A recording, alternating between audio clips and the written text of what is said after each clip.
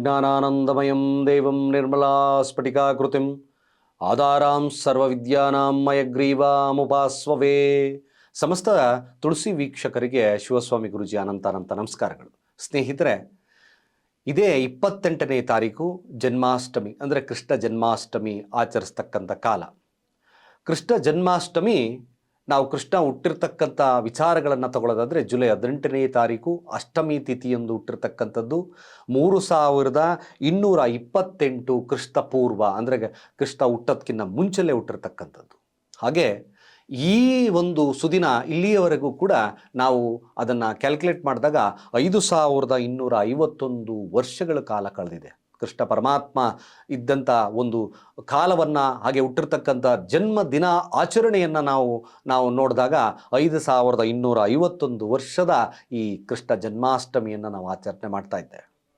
ಹಾಗೆ ನಾವು ಅಂದರೆ ಕೃಷ್ಣನ ದಶಾಕಾಲವನ್ನು ಮಾನವನ ಆಯುಷ್ಯಕ್ಕೆ ಇಳಿಸ್ಕೊಂಡಾಗಿ ನೋಡಿದಾಗ ಸರಿಸುಮಾರು 87 ವರ್ಷಗಳ ಕಾಲ ಕೃಷ್ಣ ಬದುಕಿದ್ದ ಅಂತಕ್ಕಂಥ ನಿದರ್ಶನವನ್ನು ನಾವು ನೋಡ್ತೇವೆ. ಹಾಗೆ ದೇವತಾ ಪದ್ಧತಿಯಲ್ಲಿ ನೋಡಿದಾಗ 800 ವರ್ಷಗಳ ಕಾಲ ಕೃಷ್ಣ ಪರಮಾತ್ಮ ಬದುಕಿದ್ದ ಅಂತಕ್ಕಂಥ ನಿದರ್ಶನಗಳಿದೆ.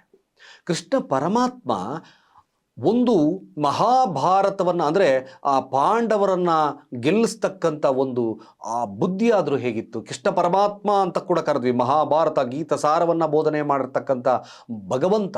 ನಾವು ಭಗವದ್ಗೀತೆಯನ್ನು ಓದಿದಾಗ ಕೃಷ್ಣ ಪರಮಾತ್ಮನ ಇಡೀ ಲೀಲೆಗಳೇ ಗೊತ್ತಾಗ್ತಕ್ಕಂಥದ್ದಿರುತ್ತೆ. ಹೇಗೆ ಅಷ್ಟು ಶಕ್ತಿಯುತವಾಗಿತ್ತು, ಅವರ ಜನ್ಮ ಜಾತಕ ಎಷ್ಟು ಉತ್ಕೃಷ್ಟವಾಗಿರ್ತಕ್ಕಂಥದ್ದಿತ್ತು, ಯಾವ ಸಂದರ್ಭದಲ್ಲಿ, ಯಾಕೆಂದರೆ ಧರ್ಮಕ್ಕೆ ಹೆಚ್ಚು ಪ್ರಾಧಾನ್ಯವಾಗಿ ಕೊಟ್ಟಿರ್ತಕ್ಕಂಥ ಒಂದು ಕಾಲ ಕೂಡ ಆಗ್ತದೆ. ಇವತ್ತು ಅದೇ ಕಾಲ ಇದೆ ನೋಡಿ.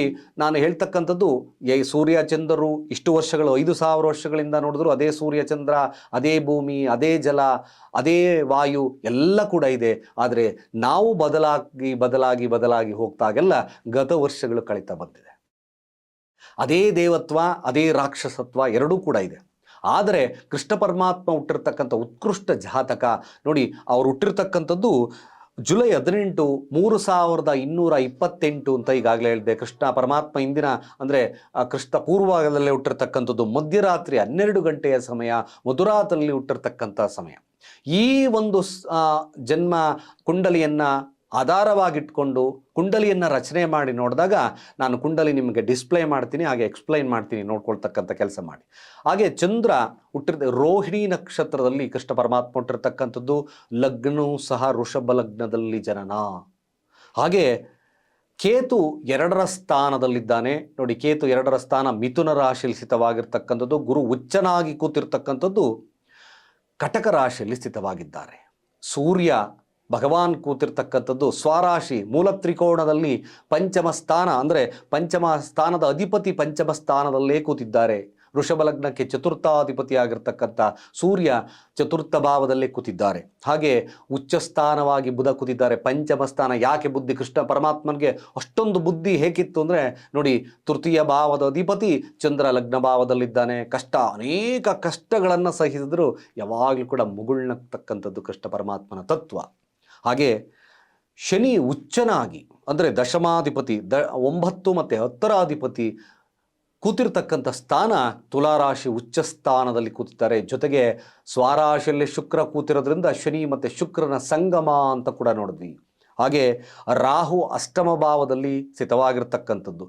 7ರ ಅಧಿಪತಿ ಆಗಿರ್ತಕ್ಕಂಥ ಕುಜ, ಹಾಗೆ 12ರ ಅಧಿಪತಿ ಆಗಿರ್ತಕ್ಕಂಥ ಕುಜ ಸ್ಥಿತವಾಗಿರ್ತಕ್ಕಂಥದ್ದು ಉಚ್ಚಸ್ಥಾನ ಮಕರ ರಾಶಿಯಲ್ಲಿ. ಅದ್ಭುತವಾಗಿರ್ತಕ್ಕಂಥ ಈ ಜಾತಕವನ್ನು ನಾವು ವಿಶ್ಲೇಷಣೆಯನ್ನು ತಗೊಂಡಾಗ ನೋಡಿ, ಲಗ್ನಾಧಿಪತಿಯಾಗಿರ್ತಕ್ಕಂಥದ್ದು ಶುಕ್ರ 6ರ ಭಾವದಲ್ಲಿ ಕೂತಿದ್ದಾನೆ. ಏನೇ ಕಷ್ಟ ನಷ್ಟಗಳು ಬಂದರೂ ಶನಿಯ ತತ್ವದ ಆಧಾರದ ಮೇಲೆ ಕೃಷ್ಣ ಪರಮಾತ್ಮ ತನ್ನ ಕೆಲಸವನ್ನು ಶ್ರದ್ಧಾಭಕ್ತಿ ಧಾರ್ಮಿಕವಾಗಿ ಧರ್ಮದ ದೃಷ್ಟಿಯಿಂದ ಮಾಡ್ತಕ್ಕಂಥ ಒಂದು ಶಕ್ತಿಯುತವಾಗಿರ್ತಕ್ಕಂಥ ಜೀವನ ಆಗೋಯ್ತು. ಶಕ್ತಿಯುತವಾಗಿರ್ತಕ್ಕಂಥ ಮನುಷ್ಯ ಆಗೋದ್ರು. ಜೊತೆಗೆ ತೃತೀಯಾಧಿಪತಿ ನೋಡಿ, ಕಷ್ಟದ ಅಧಿಪತಿ ಅಂತ ಕೂಡ ಕರೆದ್ವಿ. ತೃತೀಯಾಧಿಪತಿ ಆಗಿರ್ತಕ್ಕಂಥ ಚಂದ್ರ ಲಗ್ನದಲ್ಲಿ ಸ್ಥಿತವಾಗಿದ್ದಾನೆ. ಏನೇ ಕಷ್ಟ ನಷ್ಟಗಳು ಬಂದರೂ ಯಾವುದೇ ಗ್ರಹ ಲಗ್ನದಲ್ಲಿ ಕೂತಾಗ ಅದರ ಪ್ರಭಾವ ಜಾಸ್ತಿ ಆಗ್ತಕ್ಕಂಥದ್ದಿರುತ್ತೆ.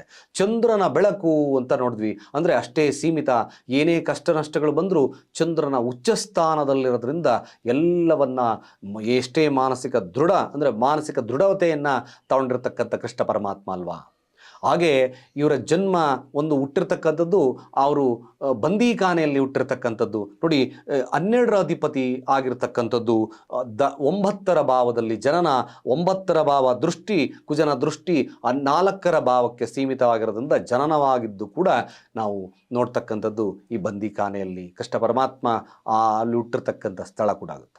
ಹಾಗೆ ನೋಡಿ, ಪಂಚಮ ಸ್ಥಾನ ಬುಧ ಇದ್ದಾನೆ. ಪಂಚಮ ಭಾವ ಟ್ರಮಂಡಸ್ ಉಚ್ಚ ಸ್ಥಾನದಲ್ಲಿರ್ತಕ್ಕಂಥದ್ದು.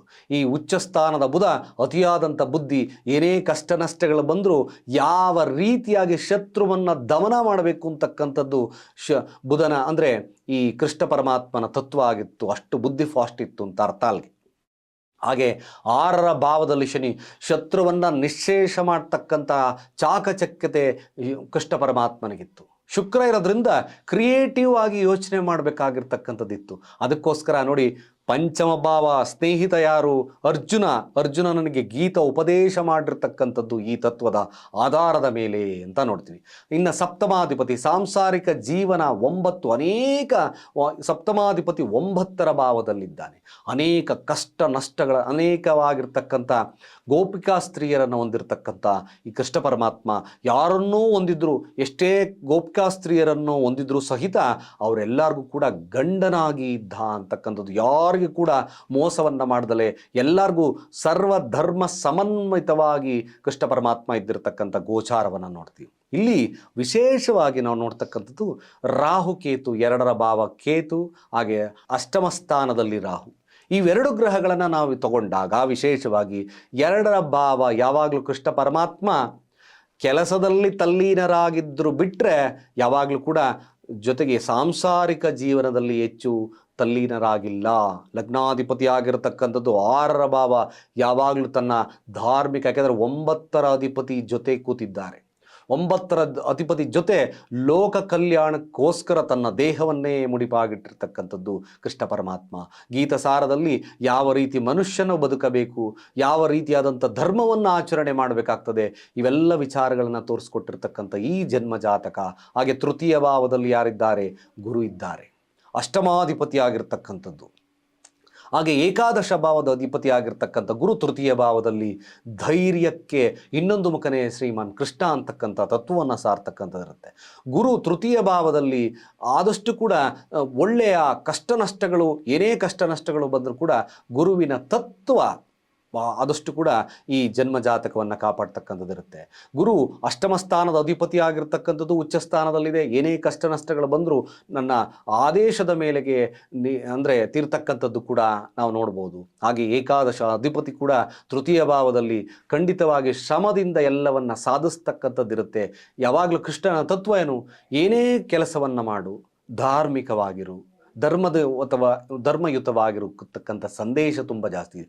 ಇನ್ನು ಅನೇಕ ವಿಶ್ಲೇಷಣೆ, ನೋಟ ಎಕ್ಸೆಟ್ರಾ ಇವೆಲ್ಲವನ್ನು, ಪಂಚಮ ಸ್ಥಾನದ ನೋಟ, ಚತುರ್ಥ ಭಾವ ಶನಿಯ ನೋಟ ಎಲ್ಲವನ್ನು ವಿಶ್ಲೇಷಣೆ, ಇನ್ನು ಅನೇಕ ವಿಚಾರವಾಗಿ ಕೃಷ್ಣನನ್ನು ತಿಳಿಸ್ಕೊಡ್ತಕ್ಕಂಥದ್ದಿರುತ್ತೆ. ಇದು ನಿಮಗೆ ಸರಳವಾಗಿ ನಿಮಗೆ ಎಕ್ಸ್ಪ್ಲೈನ್ ಮಾಡಿದ್ದೇನೆ.